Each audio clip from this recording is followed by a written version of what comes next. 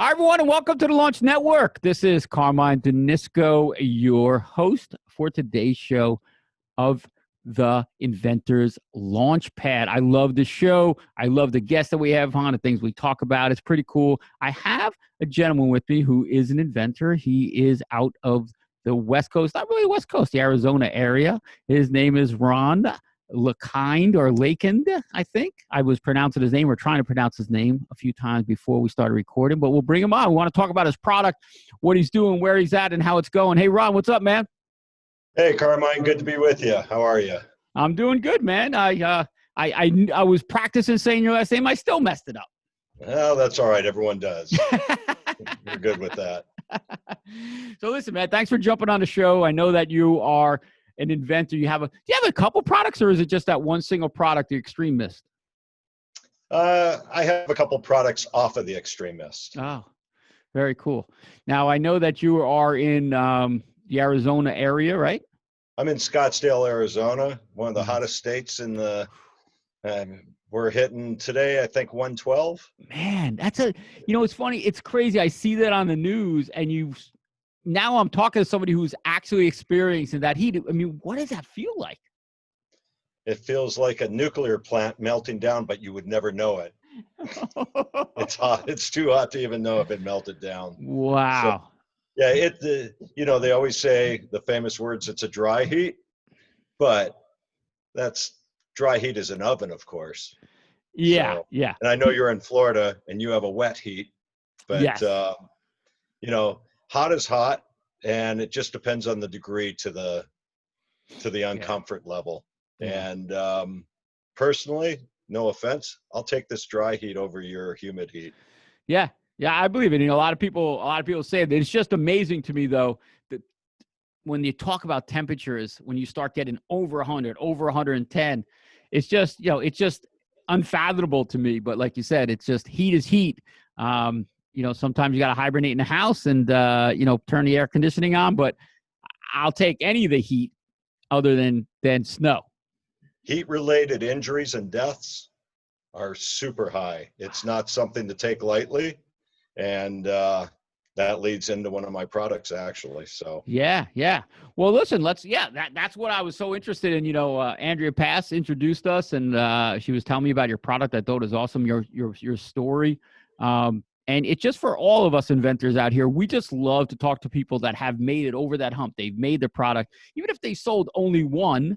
It's still something that is amazing to me, and that's what we love about this show. Is we just want to bring people on, people that have gone through the mill, people have made those missteps. Even myself, I've tried to launch hundreds of products, and some of them work, some of them didn't, and we just want to let people know that it's okay. Just keep trying. We love inventors, we love products. So yeah, let's hear a little bit about your product, your story. Where start from wherever you want. All right. Well, I came up with the idea quite some time ago. It's been quite a few years now, about 12 years. I was crossing the Sahara Desert. It was 140 degrees. I had camels with me carrying most of my gear and my water, and it was a 1,000-mile journey, and it was horrible. And I thought I was tough in Arizona, but I got what I asked for. Wow. So I was on this journey, and my cameleer, the guy who owned the camels I hired out of Timbuktu in Mali, partway through the trip, I don't know why he waited till partway, but we'd have to sit under our blankets for about 4 to 5 hours a day while the zenith of the heat was going over. So if not, we'd die. Wow. And we'd sit under those blankets just for shade. And a couple of weeks into the journey, he showed me to take my metal bowl, put water in it, which was scarce, of course, but I'd put water in it, divot out the sand a little bit, aim it towards the sun, whichever direction it is, and any breeze that there may be. And within 15 minutes, 10 to 15 minutes after the evaporation process, it would leave behind ice cold water. And that was my aha moment for my product. But I didn't act on it for a long time. I will admit that. It wasn't until 10 years later that I actually decided to pull it out. I do a lot of adventure travel. I have been most of my life. I do the mountains from the Himalayas to all the deserts, the Gobis, the Saharas, whatever. And I just enjoy trekking a lot. And as I'm getting older, it gets harder. Even here in Scottsdale, Arizona, as I mentioned, it's 112 today. I'll go out in that heat. But now that I'm getting a little older, as you know, not to be Yeah. a smart guy, but as we do age, everything hurts more. It gets a little harder. So I had a little book that I kept, and I'd write down all my little inventions, because when you're out on a trek like that, there's not much left after 20 days in your brain. You've Yeah. already gone through every song, so your brain is free to just start inventing if you're that type of a person. So I had a whole book of these things, and one of them, and I never jumped off the ledge, I never brought anything to fruition or even really tried past the book. I was going up a mountain here. I had rocks in my backpack, getting training for another trip. It was hot out. And I thought, you know what? I remembered my aha moment when that water was so cold through the evaporation. I'm in Arizona. We know about mist systems. Every patio, every store, everywhere, even at home, everyone has mist Mm-hmm. systems. So I thought, what if I could put one in my backpack and share the reservoir, the bladder, in my hydration pack? So like a Camelback, you have one tube over one shoulder for drinking, and I put another tube over this shoulder with a little mist nozzle sticking out here. So it puts it out in front of me, and wherever I would walk, I'd go into an ice cold cloud. So I had that in the book, sat on it forever, and finally dragged that back out. And from there, I went onwards to developing and getting this product onto the market. Wow. This first I mean this just the start of the story is amazing to me.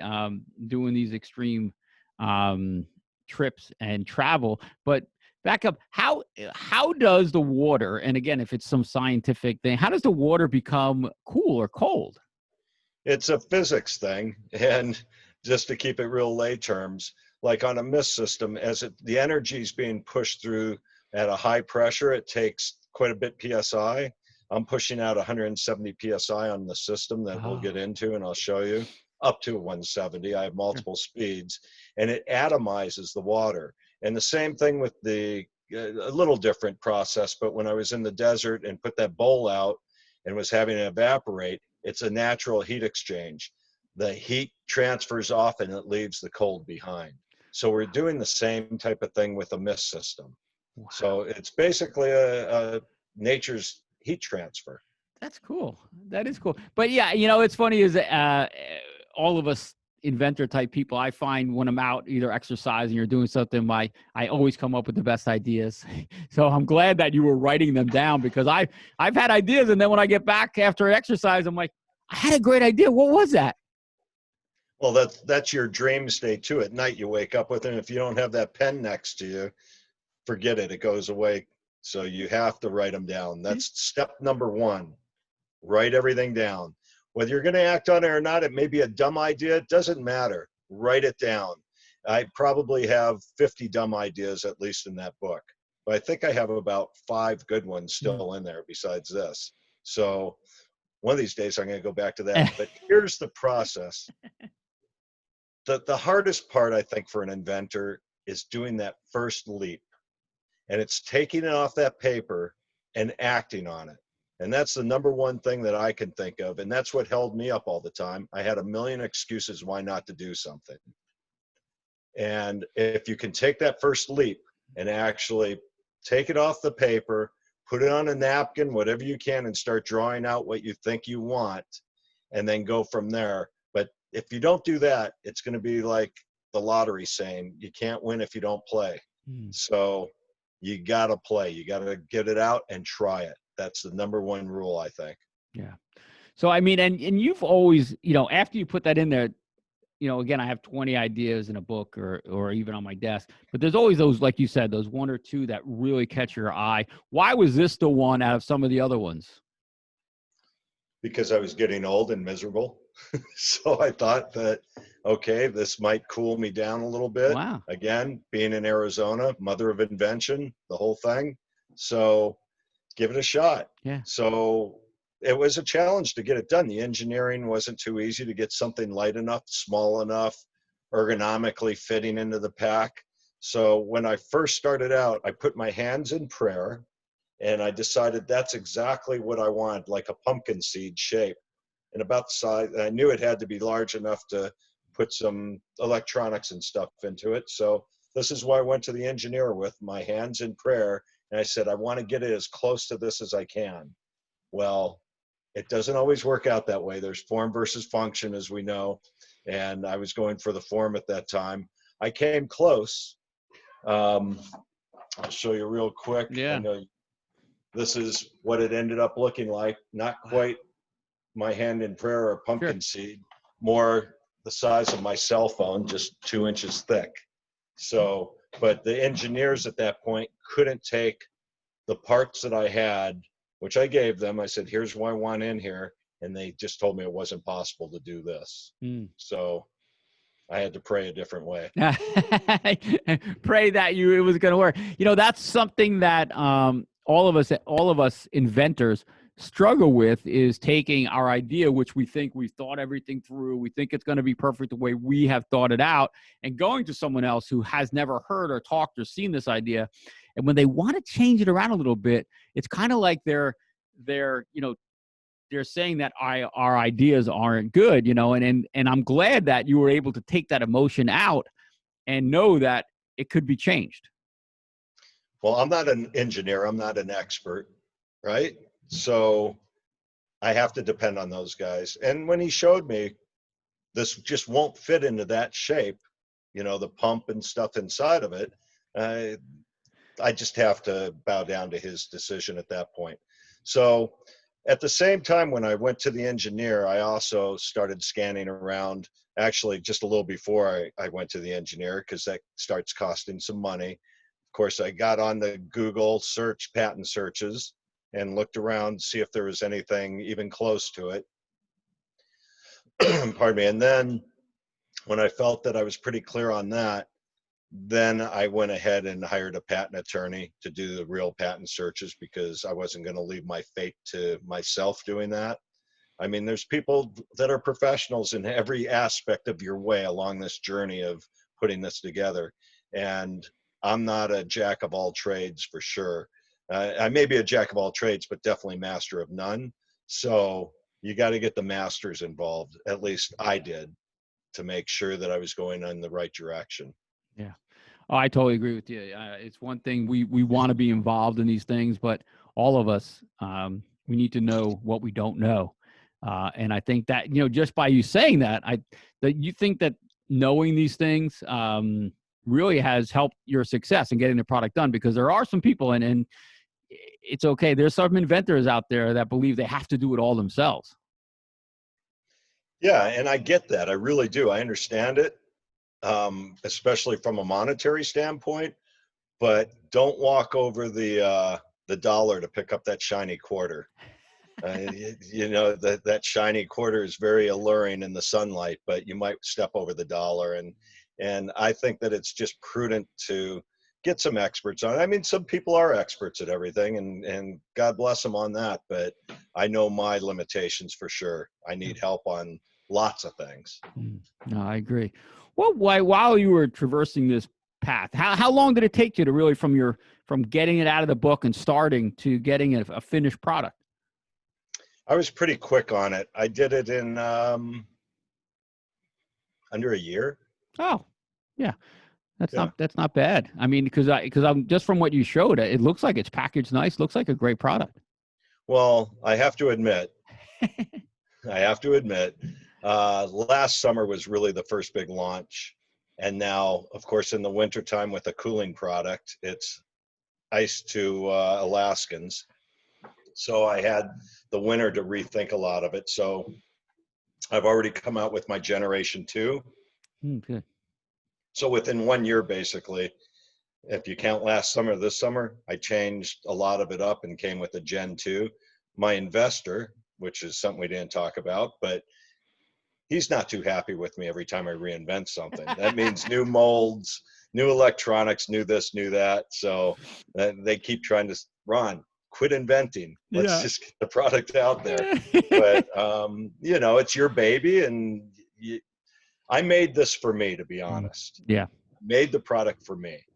And I'm the biggest fan of it because I use it all the time. I go out every day just about before I go to work or after work up in the mountains here, and it's hotter than sin. So made it for me, and it's got to work right, That's and it's amazing. got to be right. So this year I added like to the lithium battery because I'm out on survival things sometimes. I put a phone power bank into it. Oh, Got this big lithium pack that's powering this thing. But if I really ran into problems and my phone went dead, or even worse, my podcast dies in my earbuds, I can quick charge up any devices with it. So little changes like that, and that's what'll drive your investors nuts. yeah. But it is to be expected because like all of us, we can't think of everything on the first version. And if you did try, it's going to delay the launch. So you could wait 3 years till you got it perfect, which it's never perfect. So, I mean, I always look at the iPhone. I mean, there's 11 versions of that. I mean, come on, who's better than those guys, right? Right. Yeah. So it's always a continuing process as far as I'm concerned. This is Gen 1. I hope that or Gen 2 now. I hope that this winter I do calm down and don't go for Gen 3 just for sanity's sake for my investor, but I love it. I I try love it. not to. Yeah. It must be a great feeling though to either go into a store and see your product or actually take your own product and use it. Oh, yeah. Listen, again, I said I'm my biggest fan because I use the products and it's religious to me to use it all the time. I'm just always in it. And again, being in the summertime, wintertime, I don't use it. Let's Of course. admit it. Yeah. But and we'll talk about that pivot in a few minutes. So I did fill in something for that. But I started with this kit, which is the drinking and misting. This is a plumbing 101 kit that goes into your Camelback or your Osprey or whatever your favorite pack may be. Wow. And cool down, go farther. I'll just show you the box real quick. I did Nice. design the box actually as well. It's got magnets in it. So, and that's super important. Because of this box, I was able to get into REI. Ah, And REI for the hiking industry, that's Mecca. You know, that's that's huge. really, yeah, that's really big. So I did get this in. They saw the value in it to put into their existing, all the different packs that they already carry. So I did get this into that. And that's kind of my biggest score as far as the stores so far.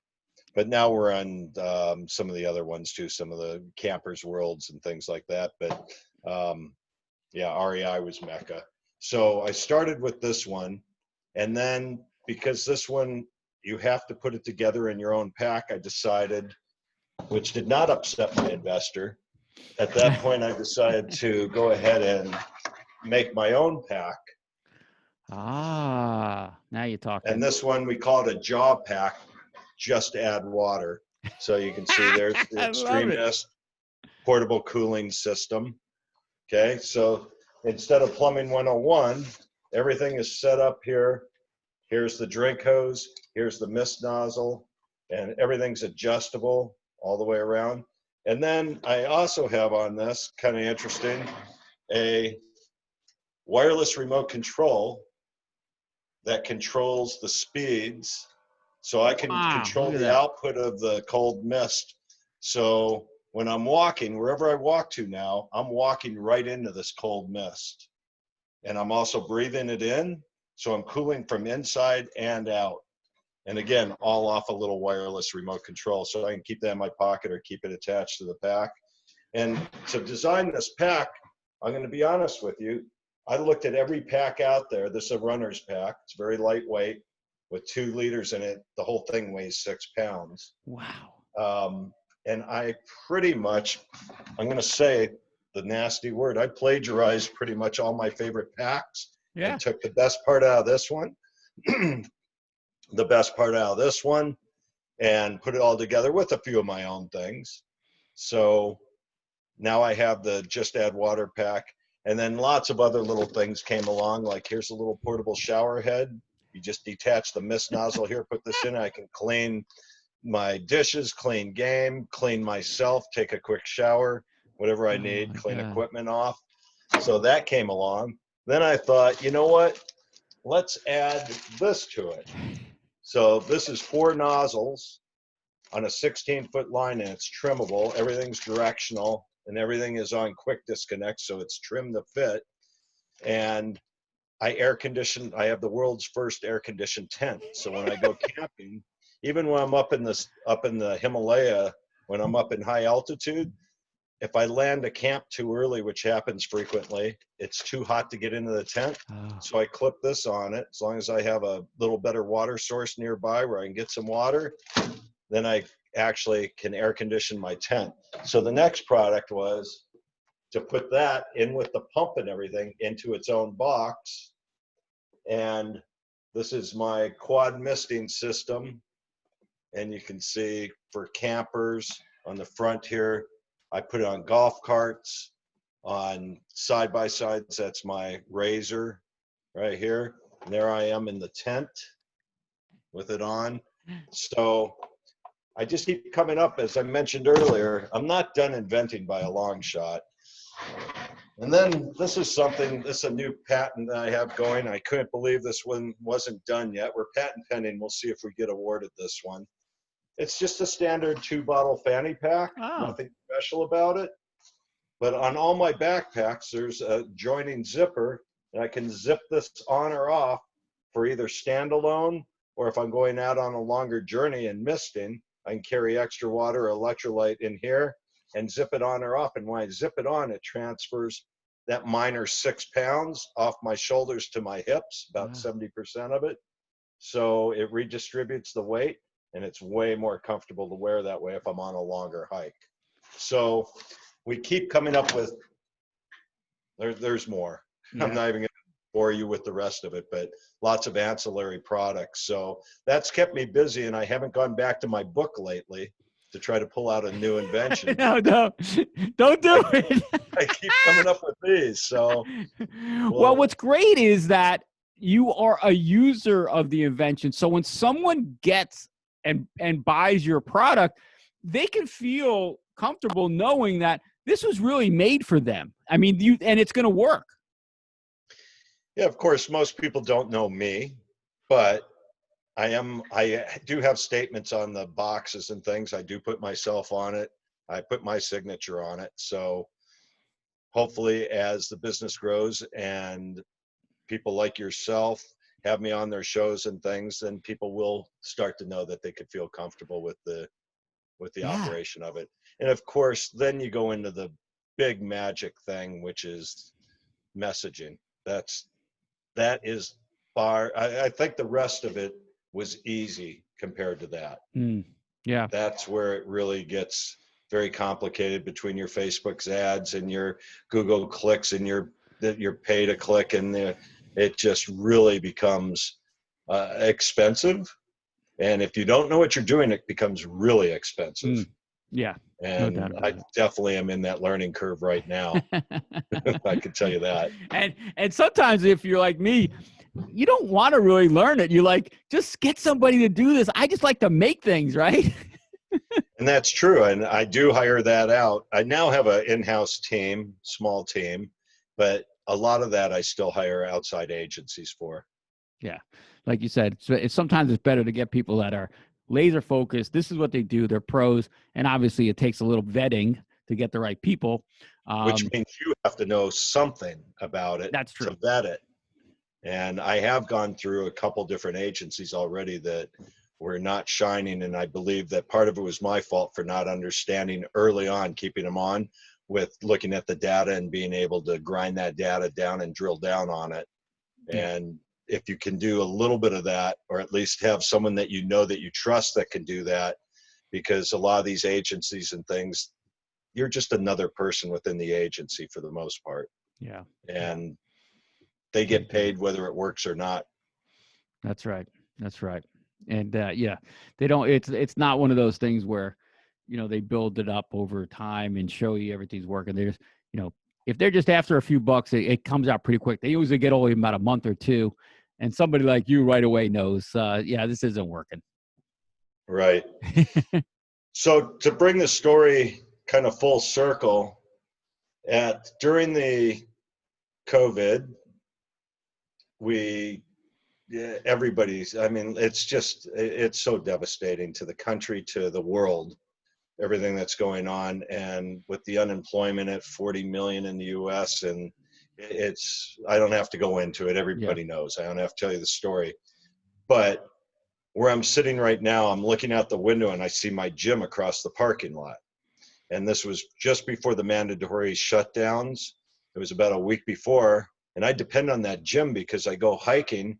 I live out in the desert, 2 miles of dirt road just to get to the pavement, and then I go hit a mountain in the morning, and then I go to the gym, and I have to catch a shower there. It's too far to go home, and then I walk right to work. It's in the same plaza, so it's very convenient. Well, they were going to shut it down, and that was just going to really mess up my whole mojo there. So I said, you know what? Why are you shutting it down? They haven't given the order. And they said, because no one trusts the sanitation that's going on. They have the little squirt bottles that you always have at the gyms, and you're supposed to clean down the. Well, let's face it, we've been very, very derelict in our duties. I'm sure all of us at some point on those machines. So they said, yeah, with the COVID, people aren't coming. They want to cancel their memberships, etc. So I said, give me 10 minutes. I have an idea. So I walked back to the office. I took the Drake hose. Ah. Hang on a second. Oh yeah. I took the Drake hose off of here. They got shoved in the pocket. So here's the Drake hose. So I removed it. In the back here, where I decided here's where the unit's sitting, I put a Y connector in there so that it would actually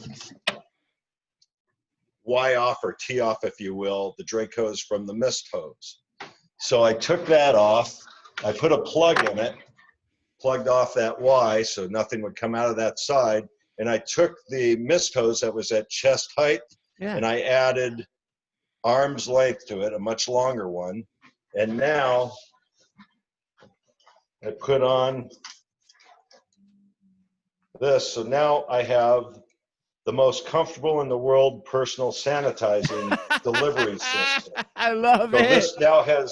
this has sanitation chemicals in it for disinfecting, and I can Wow. put anything I want into it, and now I can disinfect. So the gym, I brought it over to them, and they said, "Oh my God, that's great," because I knew this would happen. They can wear it.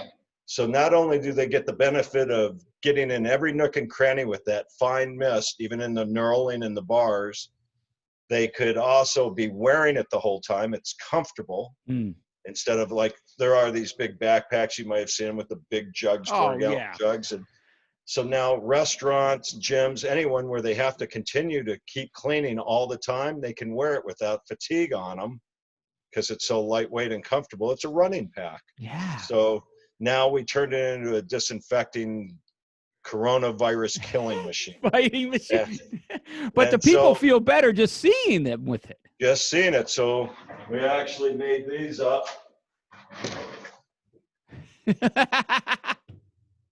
So people feel comfortable that they, even if they're not doing it every minute, but they see in a restaurant someone wearing it and they just did a table with someone left, and then they come over and they see someone in it, they know that establishment cares about their safety. Yeah. So I went ahead and did that, and I donated them. I had remember those Gen 1s I talked about? Oh yeah, yeah. Still had some inventory left over at Gen 1, and I didn't want to sell them anymore because I like my Gen 2 better. Exactly. So I went ahead and started donating some. I made them up and donated them to some of the local hospitals. Nice. And so they started using them, and then their cleaning crews, their outside contract companies, saw them. Next thing I knew, they were buying them. And now it's been 4 weeks, and I think I've gone through on this pivot on the repurposing. And it takes me about 5 minutes to repurpose one of the mist systems to a sanitizing system. So our system is PCS, Extreme Mist PCS Personal Cooling System. Now it's Extreme Mist PSS, Portable Sanitizing System. So I think to date we're at about, in 4 weeks, and again, the messaging, as it starts snowballing, it's getting more and more and more and bigger. I think we pushed 1,000 units out in 4 weeks. It's amazing. and the MTA in New York has ordered them. We've had, I think, Frontier Airlines ordered some to try out. We've had lots of hospitals using them, restaurants, gyms, office buildings, even people at home want them for that. And it makes the product last over 3 times longer that you put into it. I was just about to ask you that. It's probably a lot less waste.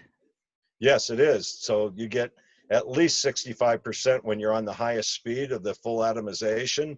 Now, in the hospitals, I know when they do like operating tables that they really need to saturate, they turn it down to like medium speed, and that puts out a larger droplet, which uses up more solution, but they really douse it by doing that. And then as soon as they move off, they turn it back up to the full atomized speed. And yeah, they're getting, you'll get 3 to 4 times more product out of it from what you would with a traditional squirt bottle. And you're going to go 3 to 4 times faster in the disinfecting, so you can get the job done much quicker. So you'll pay for the unit in no time. Oh, between labor costs and product cost. Yeah, yeah. And like you said, it makes people feel more comfortable. It looks great. You see this person walking around. It looks super professional. Yeah. That's awesome. It's doing the trick. So that was an instant pivot, and not to take advantage of the COVID situation, but I got to tell you, we feel great about it. Yes. Are we for profit? Yes, we are. Yes. But we're able to give some of these away, like to the Indian reservation you've heard on the news, some of that stuff. So we're giving some away at the same time. We're now turning this into, when winter comes along, we believe, and I think the whole industry, not that I'm into that industry, but I'm forced into it now, they believe that for our generation at least, this is going to stay for our lifetime as far as disinfecting, even after this ends, which hopefully it'll end very soon. Yeah.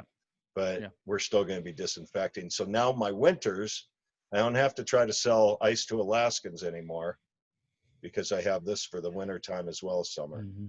Yeah, you've opened up a whole new market. There's nothing wrong with that. You're actually, to me, you're actually helping people save their business, being able to make people trust to come into their business. So for an investment, I see no problem with it at all. I think it's great. Yeah, for $239 for that system, and the closest thing to it starts at $700. And you can't even, by the way, you can't even buy any systems for the last 2 months. They've been sold out worldwide. You can't buy them. So awesome. I happen to have inventory as well at the moment. So it was just a great pivot. Oh yeah, it's great. It's all, I love it. I love that you're able to do that. Not only, I love when you make people make money. I love making money, but you're able to not only repurpose the older inventory, but you're helping people, you're giving them an answer to a problem that they're having for a few $100s. Come on. Yeah, less than that. And actually, I only did the first few giveaways with the Gen 1s. I still have that inventory sitting in storage. I couldn't do it. I had to go to the Gen 2. I couldn't do it. I hear you. That's great. So cool, man. We have a few minutes left. So what's next? Obviously this stuff. Do you have any product outside of this that you're thinking about maybe launching down the road or in the future? Yeah, I do. I have another product, unrelated but related, in the sanitation. Now all of a sudden that kind of opened up to me, and I can't really go into detail on it, but it will sanitize masks, phones, keys, money, everything. Very small unit that will take care of all those items for you, especially at a cash. People aren't going to want to use cash anymore. We may catch up with China eventually. They use their phones from person to person to everything. They don't use cash anymore. They haven't for a long time. So we'll end up being a cashless society eventually, I believe. But in the meantime, I have a way to disinfect everything easily and without getting anything wet. And it's not blue light. Okay. That's awesome. Wow, that's great. Isn't it fun to do this? So that one, I was just in a meeting before I got on with you with my investor. Oh, no. My happy investor, and just told him the mold costs. And got to do the patent searches and get all that going. So we're just today sending that to the patent attorney and getting busy on it. See if we Wow. can't, who knows? There might be something already. I haven't done an extensive search yet. So, but that's the next one. And there's Yeah. more to follow. Oh yeah. I also did the mist system into a highway construction vest, Oh. the high visibility ones. Yeah. So in the bottom of it, I put a 1 liter, and it doesn't have the drink tube on it because those guys have their equipment, their vehicles and things nearby. But for anyone out on the roads or anything, it's the high vis vest is a class 2, so that they can be anywhere up to freeways. Class 3 goes to freeways. So this one's for class 2. They can be on highways and things, just not freeways with it, or on rooftops, construction guys, or whoever needs to. If you look around, I never paid attention to how many of those are out there, but those high vis vests are everywhere. So that's another product that we just did a separate patent on, and I have that one already. So you're saying that when you call your investor, he doesn't answer the phone. He's scared. No, actually, I think he's learned. Now when I call him, he's like, "What do we got? Yeah, Let's go." He's having fun now. Yeah, he trusts me. So oh, that's we're good to great. go. It's not. That's nice. I mean, obviously it's always a little push pull at the beginnings, but when you get some people behind you and you got some good ideas going, it's a lot of fun inventing and making products. I love making products, especially ones that work right and help people. It's just so much fun. Yeah, you're spot on with that. It is just it's a thrill. Yeah, I Really totally is. agree. Where do you make most of the products? Which countries, or different countries, or? Yeah, so unfortunately with the climate right now, but my pump within that blue box that I showed you, there's a small pump in there. It's the only one in the world that I found. It took me a long time to come up with that because I didn't want to engineer that. That would have been hundreds and hundreds and hundreds, millions of dollars to engineer that. So I did find one in Asia, and for the past 2 years up to COVID, I was spending every 3 months, I was in Xiamen, China. Wow. And I have a factory there, several factories I work with, but one main one. And I spend a lot of time there and eat at their homes. And they're great. They've become kind of like family, and we have the whole thing set up. But I like to be there. I like to watch that. But we do all the assembly here, literally awesome. in my offices. That's awesome. We're doing most of the assembly. Good. No, that's great. There's nothing wrong. Believe me, I most of the factories I work with, China, Taiwan, we do some stuff in South and Central America. But yeah, there's no problem. I always try to say there's good and bad people in the U.S. There's good and bad people in China and Thailand. I've been to China. The people are so nice when I go there. It's awesome. It's very hard not to do business with them, right? They are. They're very pleasant people. They're really nice. And of course, wherever I go in the world, when I go on my crazy trips, whether I'm hiking it through Pakistan or wherever it is, and there's Al Qaeda problems or whatever, there's always great people everywhere. If you separate the governments from the people, it's a there's whole new bad world. apples everywhere. Yeah. But generally speaking, people are just they're just so great all over the world. That's awesome. Yeah, I totally agree with you. No problem at all. So we got a couple minutes. So when's I know you got to get going. What's the next crazy trip you're going on? We're looking at if things can open up. I'm looking at this winter going to Chad, which is in Africa, and there's just some amazing desert there. But it is one hump, not two. The Asian camels are the Bactrians, and they've got the 2 humps, much more comfortable than the dromedary camels. But so I'm going to be back on a single hump. Awesome. I love it. I love it. Well, listen, if some people want to get in touch with you, maybe ask a question or just tell you how great your product is, do they go to the website? I know it's extrememist.com is the way to contact you on the website. Sure. We have 2 websites now. We kind of separated out portablesanitizingsystem.com and extrememist.com, but you can get to either one of them and end up on the other one as well. So extrememist.com, our phone number's on there. I actually route all the phones to my cell phone, 4:45 this morning, I was taking a call from somebody that couldn't figure out how to turn on their system. They didn't read the manual, which is fair. And so I'm trying to take all the calls as long as I can. I'm taking them because that's part of the fun is talking to these people. And I always get into it. Hey, where you at? What are you doing with the product? How's it going? And so that's one of my greatest pleasures actually is talking to my customers and the customers too. They probably can't believe that they're talking to the inventor, the owner, things like that. I love it. I totally agree with you. I love doing that as long as possible.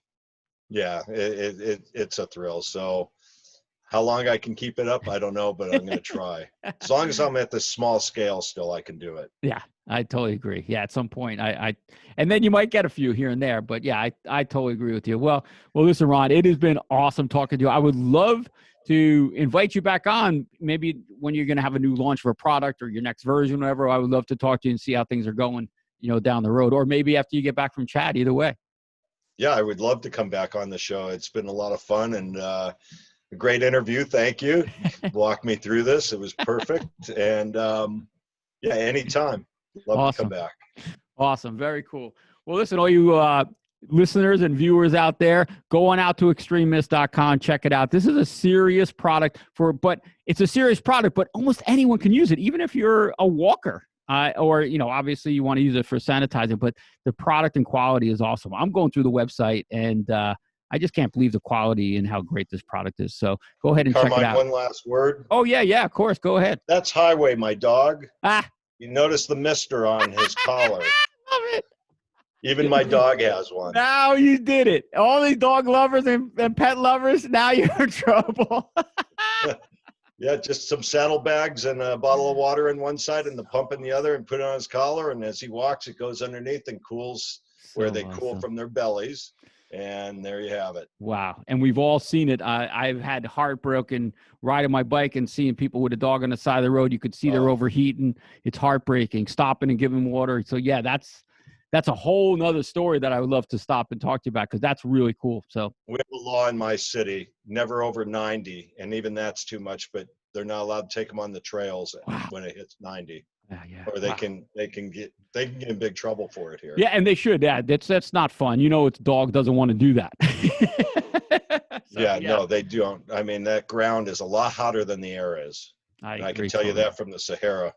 Oh, there you go. Yeah, I totally agree.